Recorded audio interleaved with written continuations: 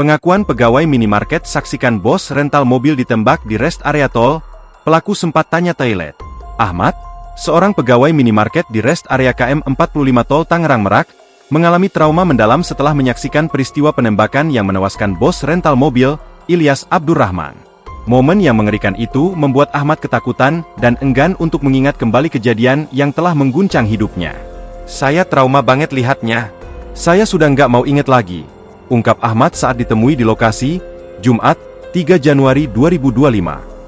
Ketika peristiwa itu berlangsung, Ahmad melihat Ilyas Abdurrahman berupaya menyelamatkan diri dengan masuk ke dalam minimarket tempatnya bekerja. Saat itu, suasana panik menyelimuti Ahmad ketika darah berceceran di lantai minimarket. "Jadi ada satu yang ketembak itu dibawa ke dalam sini.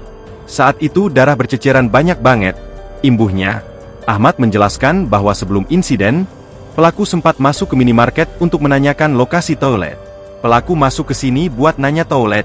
Langsung saya jawab toiletnya nggak ada.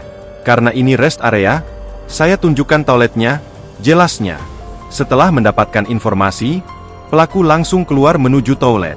Namun, tidak lama kemudian, Ahmad mendengar keributan yang mengguncang ketenangan di area minimarket.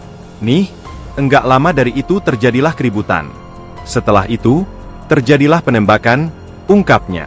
Insiden penembakan tersebut bermula ketika Ilyas dan tim rental mobil melacak kendaraan yang disewa pelaku sejak 31 Desember 2024.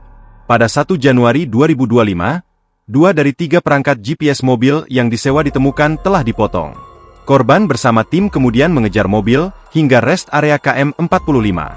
Disitulah keributan dan penembakan terjadi, dilakukan oleh pelaku yang mengaku sebagai anggota TNI AU.